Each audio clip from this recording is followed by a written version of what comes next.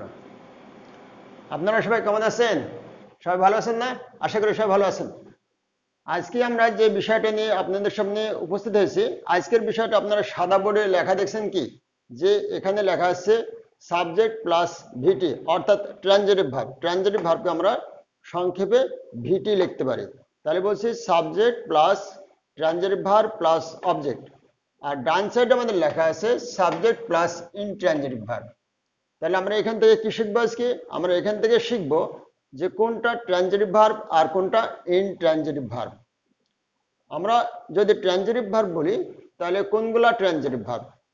আমরা সেই সমস্ত ভার্বকে ট্রানজিটিভ ভার্ব বলবো যে সকল ভার্বগুলা একটা অবজেক্টের সাহায্য ছাড়া তার অর্থ সম্পূর্ণ প্রকাশ করতে পারবে না, অর্থাৎ সম্পূর্ণ প্রকাশ করে না, সেটাকে আমরা বলবো ট্রানজিটিভ ভার্ব। ট্রানজিটিভ ভার্ব যেমন এক্সাম্পল এখানে আমরা যদি দেখি যে I saw A blind man, এখানে আমি একটা অন্ধ লোক দেখলাম। আমি কি দেখলাম? একটা অন্ধ লোক দেখলাম। তাহলে এই ব্লাইন্ড ম্যানের সহযোগিতা নিয়ে সি বা স ভার্বটা তার অর্থ সম্পূর্ণ প্রকাশ করেছে। সুতরাং এখানে সি বা স ট্রানজিটিভ ভার্ব আর a blind man object. Next আমরা যদি দেখি এদিকে subject plus intransitive verb birds fly. Birds fly, পাখিরা ওড়ে। পাখিরা ওড়ে, এখানে যেমন আমরা একটা ভার্বের পরে অবজেক্ট পেয়েছি, এখানে কিন্তু আমরা ভার্বের পরে অবজেক্ট পাচ্ছি না। সুতরাং এই ভার্বটা ফ্লাই ভার্বটা এখানে intransitive verb. Birds fly, birds fly, সুতরাং ফ্লাই ইনট্রানজিটিভ ভার্ব। এখানে আমাদের এমন হতে পারে birds fly in the sky, এখানে আপনারা অবজেক্ট পাবেন না। ইচ্ছাগুলো আপনারা টানতে পারবেন না যে birds fly in the sky, এখানে আপনি একটা অবজেক্ট নেবেন, নিতে পারবেন না, এখানে অন্য কিছু আসবে, অবজেক্ট আসবে না। এখানে যেমন আমি একটা অন্ধ লোককে দেখলাম, আমি কি দেখলাম? একটা অন্ধ লোককে দেখলাম, কিন্তু আপনি এখানে বার্ডস ফ্লাই, পাখিরা ওড়ে, কি ওড়ে, আপনি এখানে পাবেন না। সুতরাং এটা ইনট্রানজিটিভ ভার্ব আর এখানে স ট্রানজিটিভ ভার্ব। তবে একটা বিষয় লক্ষ্য করার ব্যাপার আছে, যেটা আমাদের বলছে যে একই ভার্ব ট্রানজিটিভ এবং ইনট্রানজিটিভ দুইভাবেই ব্যবহৃত হতে পারে। কখন একটা ভার্ব ট্রানজিটিভ এবং কখন একটা ভার্ব ইনট্রানজিটিভ হিসেবে ব্যবহৃত হবে সেটাও আমরা এই আলোচনার মধ্যে দেখে নেব। নেক্সট এক্সাম্পল যদি আমরা দেখি যে we finished the work. We finished the work, এখানে ফিনিশড ভার্বরা দি ওয়ার্কের সহযোগিতা নিয়ে, অবজেক্টের সহযোগিতা নিয়ে তার অর্থ সম্পূর্ণ করেছে। অর্থাৎ উই ফিনিশড দ্য ওয়ার্ক, আমরা কাজটি শেষ করেছিলাম। কি শেষ করেছিলাম? কাজটি শেষ করেছিলাম। সুতরাং দি ওয়ার্ক অবজেক্ট, আর অবজেক্টের সাহায্য নিয়ে ফিনিশ ভার্বটি তার অর্থ সম্পূর্ণ প্রকাশ করেছে। সুতরাং এখানে ফিনিশড ভার্বটা ট্রানজিটিভ। কিন্তু এখানে এসে যদি আমরা দেখি যে দি গার্ল সিংস, দি গার্ল সিংস, মেয়েটি গান করে, মেয়েটি গান করে, কি করে? মেয়েটি গান করে।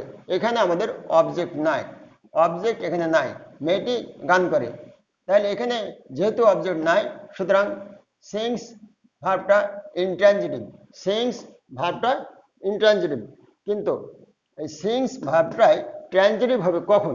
ভালো করে খেয়াল করে দেখবেন, এখানে লেখা আছে দি গার্ল সিংস এ সং। এখানে দেখেন দি গার্ল সিংস এ সং, তাহলে এ সং এর সাহায্য নিয়ে সিংস ভার্বটা তার অর্থ সম্পন্ন করেছে।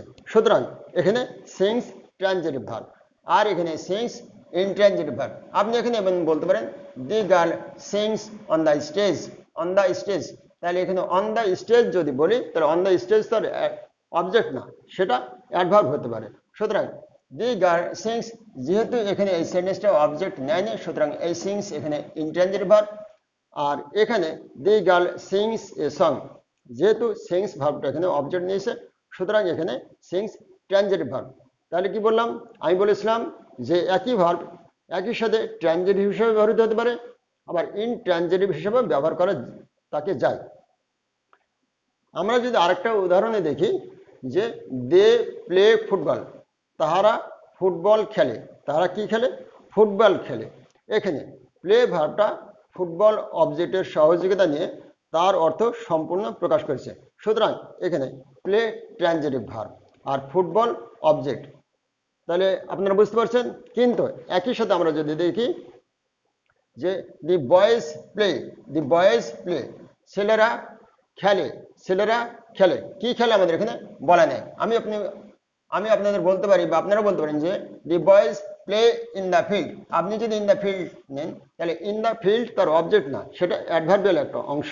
এর আগে আপনাদেরকে অ্যাডভার্বিয়াল সম্বন্ধে অনেক বলা আছে, প্রয়োজন হলে সেখানে একটু দেখে নিতে পারেন। দি বয়েজ প্লে, তাহলে প্লে ভার্বটা যেহেতু অবজেক্টের সাহায্য নেয়নি, সেজন্য এখানে এই প্লে হচ্ছে ইনট্রানজিটিভ ভার্ব। আর এখানে যেহেতু প্লে ভার্বটা ফুটবলের সহযোগিতা নিয়ে তার অর্থ সম্পূর্ণ প্রকাশ করেছে, সেজন্য আমাদের এখানে প্লে ট্রানজিটিভ ভার্ব। নেক্সট উদাহরণে যদি আমরা দেখি যে দে ফ্লাই কাইটস, তাহারা ঘুড়ি উড়াইতেছে, ঘুড়িগুলো উড়ায়, তাহারা ঘুড়িগুলো উড়ায়। তাহলে এখানে আমাদের বলছে যে ফ্লাই ভার্বটা কাইটসের সহযোগিতা নিয়েছে, নেওয়ার পরে সে তার অর্থ সম্পন্ন করেছে। সুতরাং এক্ষেত্রে ফ্লাই ভার্বটা ট্রানজিটিভ, ফ্লাই ভার্বটা ট্রানজিটিভ আর কাইটস অবজেক্ট। যেহেতু এখানে আমাদের বলতে পারছি এরকম যে দে ফ্লাই কাইটস, তারা ঘুড়িগুলো উড়ায়, তারা কি উড়ায়? ঘুড়িগুলো উড়ায়। সুতরাং এখানে কাইটস অবজেক্ট। একই সাথে এখানে birds fly, birds fly, birds fly, birds কি ফ্লাই, এখানে আপনি উত্তর পাবেন না। সুতরাং আপনি এখানে আবার বলতে পারেন যে birds fly in the sky.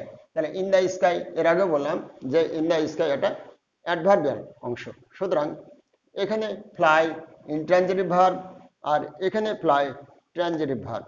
তাহলে ট্রানজিটিভ ভার্ব এবং ইনট্রানজিটিভ ভার্বের মধ্যে আমাদের অনেকটা পার্থক্য বুঝলাম। এখানে একটা ভার্ব আছে যে দি বেবি স্মাইলস, দি বেবি স্মাইলস, শিশুটি হাসে, শিশুটি হাসে। তাহলে স্মাইলস, এখানে আপনার কোনো অবজেক্ট নাই। সুতরাং যেহেতু এখানে অবজেক্ট ছাড়াই স্মাইলস ভার্বটা তার অর্থ সম্পূর্ণ প্রকাশ করতে পারছে, সুতরাং এখানে স্মাইলস ইনট্রানজিটিভ ভার্ব। তো আমরা কি বুঝলাম অডিয়েন্স এখান থেকে? আমরা এখান থেকে বুঝলাম যে কোনটা ট্রানজিটিভ ভার্ব আর কোনটা ইনট্রানজিটিভ ভার্ব। আবার একই সাথে কিছু ভার্ব আছে যেগুলা ট্রানজিটিভ হিসেবেও বসতে পারে, আবার ইনট্রানজিটিভ হিসেবেও বসতে পারে। সুতরাং সবগুলো বিষয় আমরা এখানে আলোচনা করলাম এবং আমার বিশ্বাস যে আমার অডিয়েন্স বা আমার ভিউয়ার্সরা বা আমার প্রিয় ছাত্রছাত্রীরা এটা স্পষ্টভাবে বুঝতে পারছেন। ধন্যবাদ। পরের অন্য ক্লাসে দেখা হবে। আর ক্লাসটা ভালো লাগলে আপনারা সবার মাঝে শেয়ার করে দেবেন। ধন্যবাদ।